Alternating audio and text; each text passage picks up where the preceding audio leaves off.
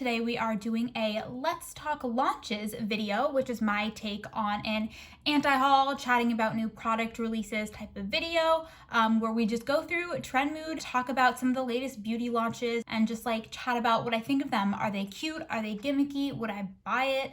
Of course, before I get into it, I have to give credit where credit is due to Kimberly Clark, who kind of first popularized and started doing the anti-haul, and then to Abby Williamson, which is kind of where I first, I guess, like found out about anti-hauls. So this is my take on it. I'm not sure I'm entirely married to like the name Let's Talk Launches, but I wanted to call it something else besides like an anti-haul, just because even if I like something, I don't necessarily buy it. This is more just like my opinions and my preliminary thoughts as opposed to like purchasing decisions that I'm grappling with kind of thing. But I have a couple things saved. All of my images and information are from Trend Mood. And before I get into it, if you would like to subscribe, I would greatly appreciate it. If you're interested in beauty, commentary, things like that, definitely stick around. That would mean so much to me. So I'm just gonna get into it, and I'm gonna start off with these 5 and 10 pan palettes from Wet n Wild as part of their like color icon eyeshadow range. We have these 5 pan palettes that are $3.99 each, and then the 10 pan palettes are $5.99 each. Most of these palettes, in terms of this like trend mood post, look very neutral. For the 10 pan palettes, we have like a pinky neutral palette, a yellow tone neutral palette, which is the one that's calling my name personally, and then 2 like neutrals, like true neutrals with like a pop of green, I would say.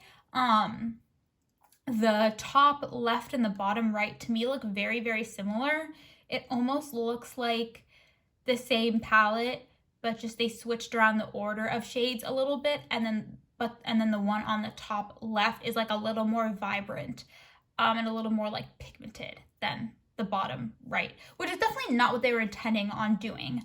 It just is a little strange that you would only make 4 palettes of this variety and then 2 of them would be so similar. And then for the 5 pan palettes, again, we have a lot of neutrals. We have, of course, the neutral with a pop of teal, because drugstore brands a lot of times are a couple years behind on some makeup trends.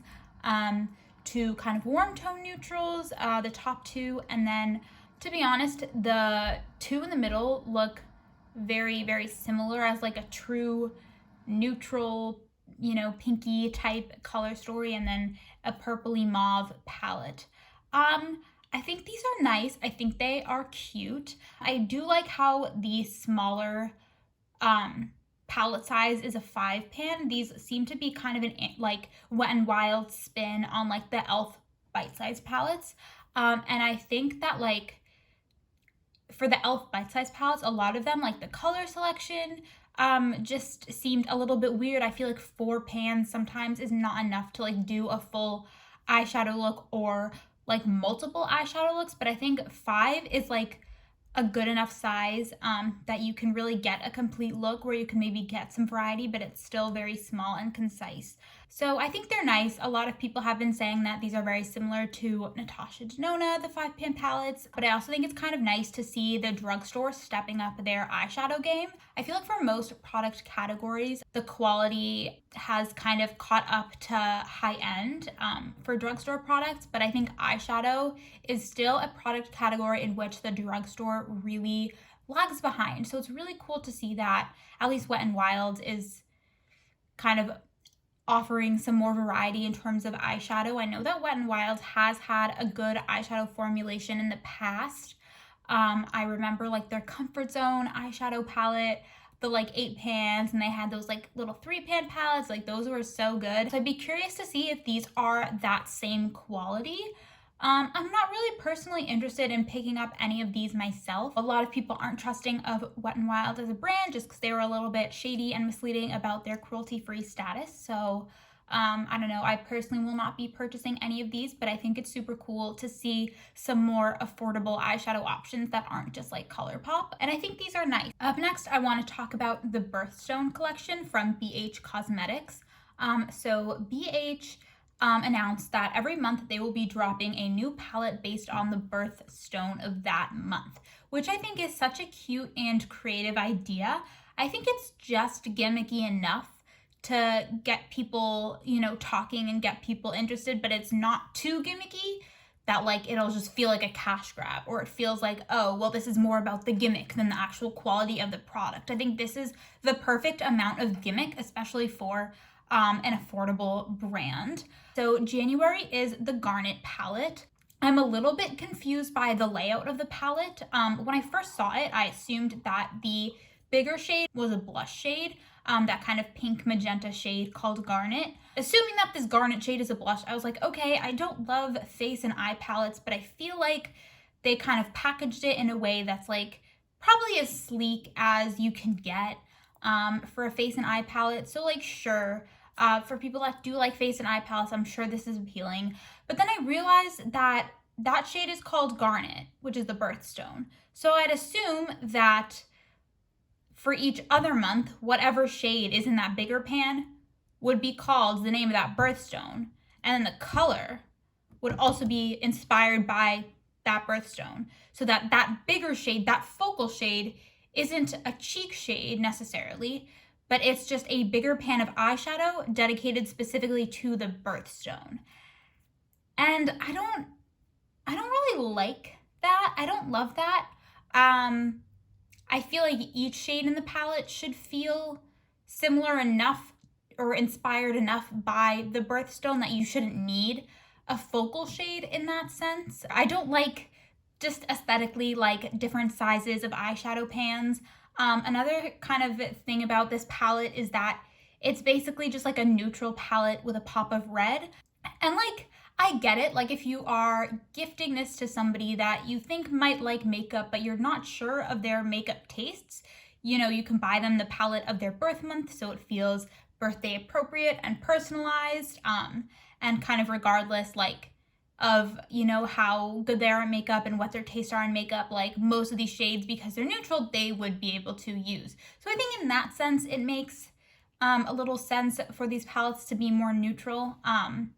But I don't know. I think that this kind of concept, and at least what I've seen in the execution, it seems to be a little bit stronger than like the Zodiac palettes, because these palettes, you know, look sleeker, more concise. I think people like smaller palettes. There's really not a lot of like wasted space in the packaging. And I think because each palette is going to be based off of like a specific birthstone, a specific color, hopefully it shouldn't get too repetitive when it comes to color selection in the palette. So I think this launch is definitely promising. I don't feel, you know, connected enough to my birthstone to buy the February palette. So moving on, The Ordinary is releasing a concealer. It will be in 36 shades, 21 of which will correspond to their foundation range. The concealer retails for around $6, I believe, and they will also be expanding upon their foundation shade range later in the year. I don't know, I don't really have that much to say about this launch. I just wanted to bring it up just because I really like The Ordinary as a skincare brand.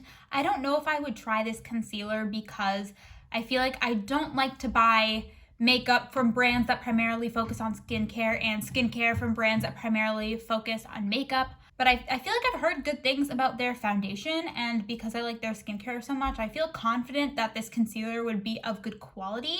It's just not super interesting to me. It says it's buildable, high coverage with a real skin finish, natural matte. I don't need dewiness in my concealer, so this kind of texture and formulation sounds like it would be up my alley. But I'm not gonna run out to purchase this immediately. Maybe if it gets amazing reviews, probably like it's $6. I feel like drugstore concealers are more expensive than that. I guess we'll see. It definitely looks promising, but again, not, you know, running up to buy it. Okay, here we go. So, MAC Cosmetics has collaborated with The Sims.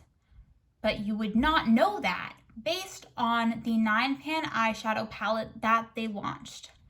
I don't even know where to start with this because so much of it is wrong. It seems like at every point in which a creative decision had to be made during the development of this product, they just like kept taking the wrong turn. I don't play Sims. I'm not really familiar with the game, but this looks just very disappointing. Like, I know enough to know that they did this absolutely incorrectly.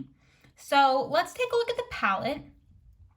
It is a 9-pan palette. It looks like a lot of kind of rosy and taupey neutrals. The description, according to Trend Mood, is shimmering smoky brown shades that create limitless looks for all skin tones. When I'm looking at this palette, it might just be that the promotional photographs are deceiving, but the darkest shade, that like soot kind of gray shade, looks like it would be like a crease transition shade like on me. So does not look inclusive to all skin tones, first of all. This just looks so bland and falls so flat, and just none of these shades look particularly interesting or special. They look very basic, very chalky, very unappealing. Additionally, nowhere in the palette, in terms of color story, is there any indication that this is a collab with The Sims. I don't understand why you would create such a generic palette for a specific brand collab. You're already segmenting your audience by creating a product specifically for people that play Sims. So why would you release such a generic looking palette? But yeah, generic looking palette of neutrals that nobody wants because everybody already has. Why would you not make the palette like fun and interesting colors? It doesn't look like it's a collab with The Sims. The only Sims aspect of the launch at all is like the cardboard, like outer packaging, not even like the palette itself, like the outer packaging that you would throw away once you take the palette out. Like, it's just a black palette that says MAC on it. Like, I feel like there should be Sims branded elements on the palette within the color story of the eyeshadows. Like, why are the eyeshadows not greens and blues and teals? I don't understand it. Just looking at this palette makes me feel like I've aged like 7 years. Why did this happen? Who approved this? Just why? Like, why do they think this would do well? Why do they think this would get them money? Why do they think this would get their audience excited? I'm just baffled. I'm confused. I'm flummoxed. I'm shocked. I'm appalled. I'm bored. I'm disappointed. My God. Okay, moving right along. Up next, we have Colourpop's Lovestruck collection, which includes 5-pan palettes that are set up similarly to, say it with me, Natasha Denona, as everyone in the Trend Mood comments, as well as myself, had picked up on. So within this range, we have a variety of neutral palettes, once again in true Colourpop fashion, with very minimal depth, and also in true Colourpop fashion, very similar to shades and palettes they have already launched prior. So we have Lyric, which is a kind of true neutrals palette. Crush is a kind of an orangey warm neutrals palette. Ballad is a cool tone neutrals color story. Cherish is like a reddish berry tone neutrals palette, and then Amour is, you know, the mauves and the purples. I don't like this. I don't want this. Something about that like plastic the kind of clear plastic top or lid, I guess, just looks very cheap. Again, they've released these color stories in palettes before, and I feel like, yeah, they're pretty, but like, of course they're pretty because these exact color stories have been launched before and have done well. Or I feel like if I am interested in any of these palettes, I would just buy the 9-pan version of it. Like, I was kind of eyeing Ballad because I would love to have a few cool tones in my collection, but then I was like, well, why don't I just buy the Taupes palette? Something about these just look kind of weird and cheap. I don't know what, something about this collection is also reminding me of like Urban Decay If there's an Urban Decay launch that is similar to this, I will put it here. I don't know what I was thinking of, maybe thinking that like Cherish and Petite Heat were similar, but Petite Heat looks a lot more like that new Poppy palette, so I don't know. Maybe like the Ballad palette kind of looks like the Stone Vibes palette, but like split in half. I feel like either Cherish or Crush, one of these warm tone neutrals looks strikingly like the Petite Heat palette. I don't know, this is just weird to me. Like, this feels very much like if it ain't broke, don't fix it. Like, I feel like people like the Colourpop 9 pans. Why would you change the format? This is just disappointing to me because one of the things that I really like about Colourpop and that I think gave them an edge over other affordable brands is that they have a very strong brand identity as shown through very cohesive branded packaging. So to me, it's a little bit weird that they are playing with their palette formats because it kind of weakens, you know, that brand identity of like the Colourpop 9 pans, like the circular pans. And I feel like people just really like the palette formats that Colourpop has launched before. And these are $10 each, which is not, I think is, I'm not going to do the math in my head right now because I just don't have the brain function for that, but guesstimating that is a worse value than the 9 pan palettes. I would so much rather, you know, pay $2 to $4 extra for 4 more shades and a more cohesive palette than to buy these. Like, I feel like, yes, people are liking smaller palettes, I think, more recently, but I feel like people wouldn't necessarily choose a 5 pan over a 9 pan because they would value that more concise, limited color story, you know, that much more. I also can't tell, but it looks like the middle shades in Lyric and Amore are pressed glitters, which people don't like those. They're not eye safe. So why would you put pressed glitters in a 5 pan palette, kind of rendering only 4 shades actually usable? And 4 shades for $10. Like, just get an e.l.f. bite-size palette or the Wet n Wild 5 pan palette. That's like a much better deal if you are kind of concerned with like price. So these are dumb, these are boring, these look very tired to me. If anything, this launch is making me want the 9 pan counterparts to these palettes even more. Like, this I'm not interested in at all. I think it was just dumb on Colourpop's part. I feel like their pre-existing products already have such a cult following that this felt unnecessary. Again, like, if it ain't broke, don't fix it, I feel like is the lesson for this product. Okay, next from Fourth Ray Beauty, we have body milks. I mean, what are body milks if not milk for your body? But more specifically, I would assume that these are like a lighter, thinner body lotion. I'm not a big lotion person. I feel like I never remember to apply it, but these to me are very cute and very endearing only for the Schitt's Creek reference. The flavors seem nice. Like, these are all flavors that I would like. So there's coconut, avocado, pink grapefruit, and white peach. Those all seem like really nice flavors and scents and things I would like. But I don't really need this. I mean, it's cute. Yeah, it's cute.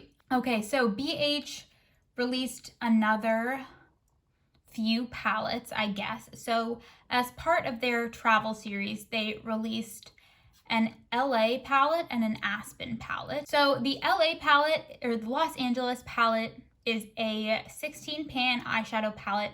It seems to be a pretty even mix of mattes and shimmers. The shadows seem to be very colorful and pastel. When I look at this palette, the color story seems to be a bit random. Here's the thing about this palette. So LAX and Dreamer look very similar. Abbott Kinney and 90210 look very similar.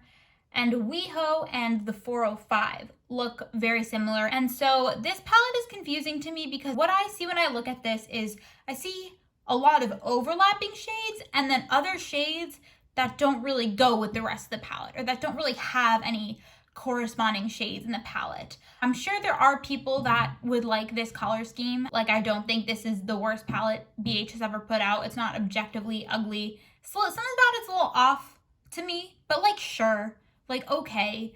And then the Aspen palette is a highlighter palette with like ski and winter themed colorful highlighters. I feel like we've left colorful highlighters and like face kits, face palettes of this size in like 2016, 2017. So yeah, overall, this launch just feels a little bit weird, a little bit underwhelming to me. This just screams kind of spring and summer to me. A little weird that they would release this now. Thinking from like a seasonal perspective. Another thing is a couple of people in the Trend Mood comments were saying that like why would you release like a travel collection during a pandemic? But I know that BH has done travel themed launches before, so I feel like to me this doesn't feel totally out of pocket because I kind of associate BH with like destination themed makeup and travel themed makeup just generally. I don't know how I feel about this. Like it's fine, like I guess. Melt Cosmetics has released the Blueprint collection. As we've kind of seen, they have been reimagining their eyeshadow like stacks and have been reformatting some of their previous color schemes that were formerly in an eyeshadow stack into an eyeshadow palette. So this is what they're doing with that blue eyeshadow stack. And then as well with this, we have two blue gel liners. One is like shiny, like shimmery, and one is matte. Since we kind of knew that like this is kind of what Melt is doing, like taking their shadow stacks and making them into a palette, like this makes sense for Melt. Like of course they would do this. I feel like there were some people that were waiting for this or kind of hoping that some of their prior launches would have been, you know, the blue shadow stack made into a palette. So I think this is fine. I think this is well and good. I think that this color scheme is somewhat dated. I think this gives me very much warm neutrals with a pop of blue of like, you know, 2017, but like the ratio of neutrals to blue is a little bit kind of off because it's a blue palette. So for that reason, this color scheme feels dated. Kind of similarly to the Urban Decay Naked palette, people were saying, well, if you're gonna have purple and some neutrals, those neutrals should be like cooler tone so they would match and complement the purple colorful shade. So you could use both sides of the palette together to create, you know, cohesive looks with shades from the neutral side and from the purple side. And I feel like that critique, I would say for me, still stands for this. I feel like had these been maybe more gray toned or cool tone neutrals, you would be able to use them a little bit more easily in conjunction with the blues. But I understand that the point was not to create a new color scheme, it was to create a prior product in a different format. So like fine.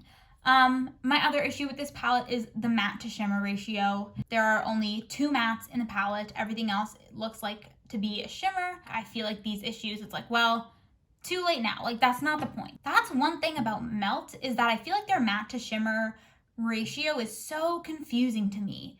Because I feel like with some palettes, like the Smoke Sessions and like this one, they will have mostly shimmers with like 2 mattes. And then some of their other palettes, like the Gemini, I think the Rust, it's like mostly mattes, but like 2 shimmers. And to me, that's not my ideal combination of mattes and shimmers. That's not my ideal matte to shimmer ratio. So I feel like if I'm gonna pay a lot of money for a Melt eyeshadow palette, I would want to have a more even variety of mattes and shimmers. I don't love the color story. I don't love the matte to shimmer ratio. But again, that's not the point of this launch. Melt isn't trying to launch a new and innovative color story. They're just trying to translate an idea that they've already had into a different format. So like, fine, sure.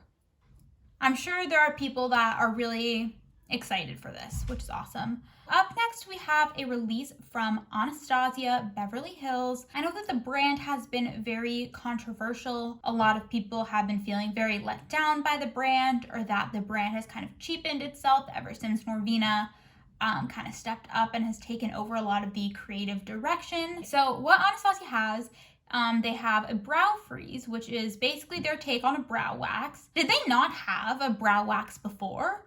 I feel like they are known for brows. Like Anastasia kind of became notable for their brow products. So I feel like they should be kind of ahead of the curve. Like I feel like they should have already had this. I wouldn't have bought this or wanted this anyway because I don't use brow wax, but I'm surprised. Is this the first wax they've ever launched, or I guess like brow soap. Like, is there a version of like soap brows? I don't know. Then they launched a highlighter in Iced Out, which is, it looks like a very white highlighter. So not inclusive skin tone wise. I would imagine most of the comments, I haven't read them on Trend Mood, but I'd imagine people being like, bring back the Amrezy highlighter, like that was like their best launch, like you're bringing back all of these things, you're making a highlighter, why is it not the Amrezy highlighter? Everybody loved that. And as somebody who has not tried the Amrezy highlighter, I guess I am wondering that, like why this highlighter, why not the highlighter that everybody likes? Why not, a couple highlighters to suit more skin tones? It's not tacky, it's just unnecessary, you know what I mean? Like, I feel like this is just like unnecessary, but like I can't get mad at it other than like the lack of inclusivity in terms of skin tones. And then they have a crystal gloss, just a clear gloss that is supposedly peach scented. Okay, Too Faced. This is like an ice collection, it seems. Like the marketing is all like ice. Everything is very white and clear with a pop of rose gold. I think packaging wise, this is stunning. I think concept wise, I kind of like it. It feels like a little bit like, okay, we're getting back on track with the old Anastasia, more classy, artistry focused, kind of classic and timeless image. I think these particular products, the gloss, the highlighter, and the brow wax, I'm not super excited for, but I love this aesthetic and I really enjoy this general creative direction. Now we have e.l.f. is launching a Mint Melt collection, which contains No Budge eyeshadow sticks in 3 shades. It looks like a brown, a white, and a mint shade. A Mint Melt Minty Fresh Cooling Cleanser, which I guess is just a face wash. A Mint Melt Cleansing Cloud, okay, a reusable cleansing pad. A face mask, which has a cooling effect. I don't trust anything that's like cooling. Like, if I want a soothing feel to the skin, I will just use a moisturizing something with actual ingredients that will actually have long-term effects on the skin. To me, I hear cooling, I think that's a gimmick, that's a marketing term. So that is not interesting to me at all, that mask. And then I guess also this Mint Melt Cooling Face Primer. Again, why would I want a primer that cools my skin? It's a gel primer, supposedly to keep your makeup in place. I'm wondering how similar this is to the Jelly Pop, because this almost feels like the winter version of like the summer Jelly Pop vibes, but this is like the winter counterpart. So I'm wondering maybe that mint primer is similar to the Jelly Pop primer, if it's a gel, if it's supposed to be, I guess it doesn't say that it's gripping. It says keeps your makeup in place, but I feel like all primers generally market themselves as that, whether they are actually gripping or not. So I don't know. And they have Mint Melt eyeshadows. They have more of their 4-pan bite-sized eyeshadows. There's one that is a fully mint color scheme and one that is neutrals with 1 mint shade. I kind of like that. I like how they have 2 options. There's one that's like fully colorful and then one that's a mix of neutral and colorful. I like that. I think that's really interesting. I feel like, if you like a color, but you're like, oh, I couldn't justify owning an eyeshadow palette of all versions of that color, I think this kind of neutral with a pop makes sense. You know what I mean? Like, I feel like if they had just released the all mint shade, people might have been like, oh, I already have Colourpop meant to be, or, oh, I would not use this many green minty shades. But then if they just released the neutral with a pop of mint, people would be like, well, this is really just a neutrals palette. Like, why are you passing this off as mint? It's really not that special. This is a gimmick. So I like how they have both options. I don't feel the need or desire to purchase any of these. I love mint, the flavor, the smell, the color, but I don't really feel like I need these shadows. And they also released a Mint Melt Gloss. It looks like there are 2 kind of minty shades, one glittery, one not, and then 2 brown shades.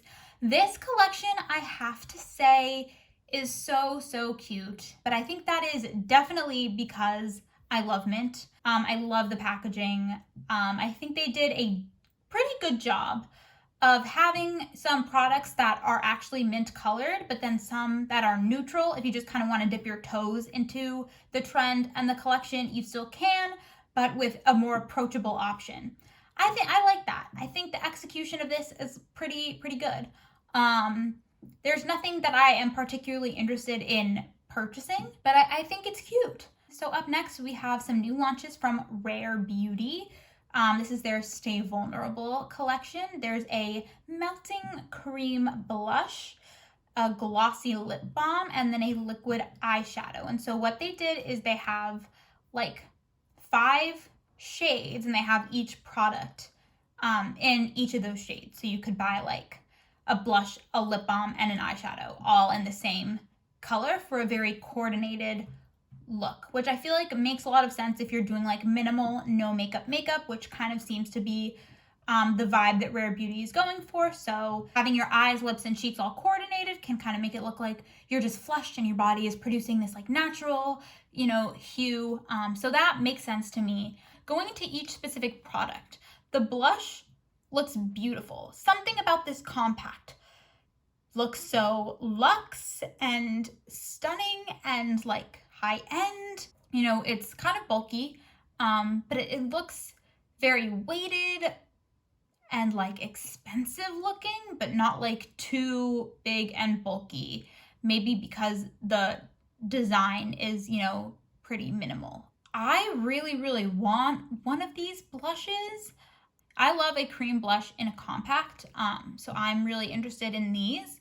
I'm a little bit worried because it's called a melting. I'm worried that it won't layer well over a powder. If I like to lightly dust powder on my face and then sometimes I'll add a cream blush over it, or that it will kind of fade away throughout the day. I'm a little bit nervous about that, but I do really want one of these still, and I think I will get one. I really think I'm gonna end up picking up one of these. And then the glossy lip balm.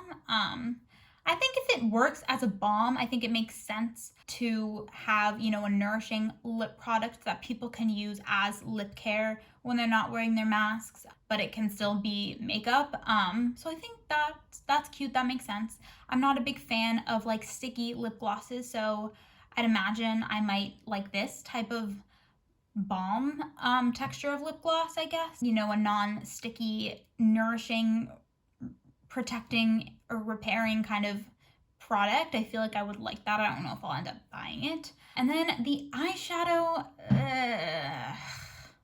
liquid matte eyeshadows. I hate it. I don't understand what is the appeal of a liquid matte eyeshadow that is unique to it being a liquid and that you could not get out of a powder eyeshadow. I feel like powder eyeshadows are less messy, less streaky, easier to use, there's less of a learning curve, and then there's no benefit of a liquid matte that would outweigh those of a powder. Like I feel like a liquid shimmer or a liquid glitter makes sense because I feel like if formulated well, they can be more reflective and dimensional than a powder. But I feel like there's nothing that a matte liquid shadow can do that a matte powder shadow cannot do. To be honest, depending on your skin tone, it looks like a lot of them would show up very similarly on the eye other than the berry shade. All of the 4 other shades look like they would show up very similarly to each other on the eye. Moving on, we have Hourglass Cosmetics. They launched an ambient lighting palette with 3 shades. I have heard that these shades they already had and are now trying to launch as a new product and kind of threw it together because they, have been kind of getting a lot of heat for not being inclusive. The shade on the bottom looks very, very light, and there's really not a variety here in terms of undertones. It's not just about how deep you can go. It's also about does that undertone make sense? Does that work for a lot of people? Are there more undertone options and more depth options? It's not just having one deep shade. This feels very performative. This feels very much like they're doing the bare minimum. I feel like it's not inclusivity if you launch all of these various palettes in only one option, and then you launch supposedly this other palette as like just a catch-all for all of the people with a deeper skin tone. Not to mention, it looks like the palette itself doesn't look like it goes all that deep, and for some people with maybe a deeper skin tone, they might not even be able to use the whole palette because maybe like the first shade or the first two shades are too light for them. I don't think people are wanting their own separate palette. I think people are wanting another version of a pre-existing palette, but one that would suit their skin tone better. So this just feels very dumb. They didn't do this correctly at all. Hourglass has not learned. That's that. Next, we have, oh, this is the last one on my list, but this is some new products from Becca. We have a sheer tinted moisturizer and a finishing veil. So I'm assuming this is a finishing powder. Ooh, the satin finish. These products are marketed as very dewy and natural. I really like this branding and look for Becca. I think they should stick with this type of thing. Do not launch any zero pigment anything ever again. The tinted moisturizer only comes in 6 shades, as does the powder, I believe. So I just wanted to pop in really quickly because at this point in the video, I was just getting so rambly and all over the place that I couldn't really salvage a lot of this footage into making it seem like, you know, a coherent train of thought. So I'm going to try and say what I had wanted to say, but in a more concise and coherent way. So about these Becca products, in terms of the shades, so they're marketed as being very natural and sheer and glowy, blah, blah, blah. And I feel like in cases like these, brands like to say, oh, well, because it's so sheer, you know, we can have fewer shades because, you know, each shade will be able to stretch to kind of fit a wider variety of skin tones. However, it seems like in the trend mood comments, especially with the tinted moisturizer, a lot of people are saying that this shade range is not good enough, that it's inadequate, and, you know, based on like what I can see of the swatches, like I would definitely agree. They're also lacking in a variety of undertones. People were saying that like this type of, you know, product might make them look ashy, or just, you know, that there were other undertones that were missing. However, I think for the powder, I think that shade range is a little bit better. The powder to me looks more evenly distributed in terms of depth than the tinted moisturizer. I was looking at Sephora just to see how many shades of a finishing powder other brands were offering.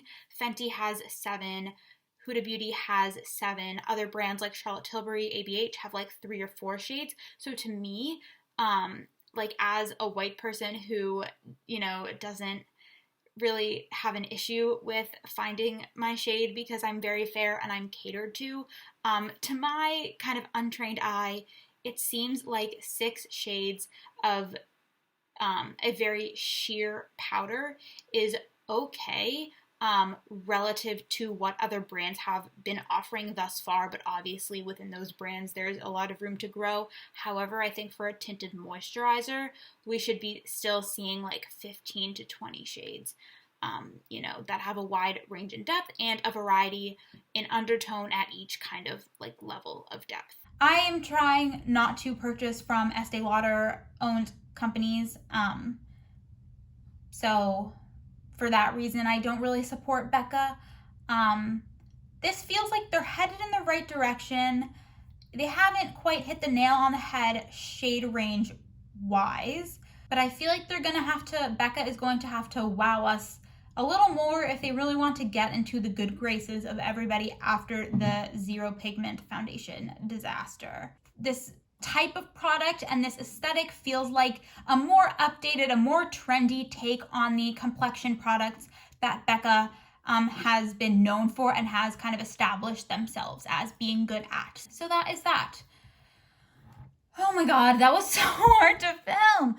All right, thank you so much for watching and for chatting with me about some of the latest makeup releases. Let me know what you thought of some of these launches. And yeah, I'd love to have a conversation with y'all in the comments. But other than that, have a great rest of your day, and I will see you in the next one. Bye.